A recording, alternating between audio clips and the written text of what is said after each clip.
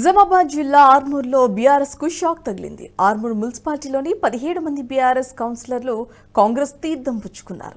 Bodhan MLA Sudarshan Reddy సమక్షంలో కాంగ్రెస్ కండువ కప్పుకొనున్నారు. గతంలో కేటీఆర్ ఆర్మూర్ను పట్టించుకోలేదని, ఆర్మూర్లో ఎలాంటి అభివృద్ధి కార్యక్రమాలు కూడా చేయలేదన్నారు. సీఎం రేవంత్ రెడ్డి నియోజకవర్గాన్ని అభివృద్ధి చేశారని నమ్ముతున్నామని, అందుకే కాంగ్రెస్తో కలిసి పనిచేయాలని నిర్ణయం తీసుకున్నట్లు పేర్కొన్నారు.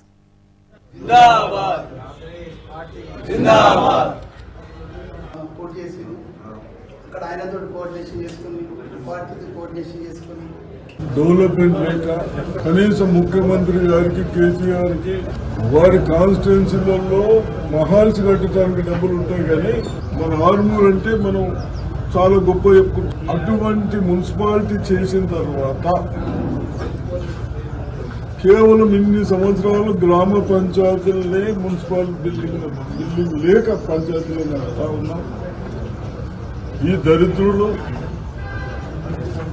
బాకీలు తెచ్చి లక్షలాది కోట్లు బాకీలు తెచ్చి వాళ్ళ స్వార్థాల కొరకు, వాళ్ళ కమిషన్ల కొరకు పనులు చేసి ఆ పనులలో కూడా నాణ్యత లేక ప్రజలకు ఉపయోగపడని విధంగా పనులు చేస్తూ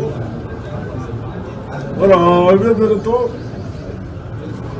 ఆ పార్టీలో ఉంటే మా ప్రజలకు ఏం సౌకర్యం చేయలేము, ఏం డెవలప్ చేయలేము అన్న ఉద్దేశంతో ఈరోజు కాంగ్రెస్ పార్టీలో జైలు కావడానికి 17 మెంబర్స్ వచ్చినందుకు కౌన్సిలర్లందరినీ అభినందిస్తూ తప్పనిసరిగా కోర్టు కూడా మీరు కొత్త చైర్మన్ ఎన్నుకోవడానికి అవకాశం.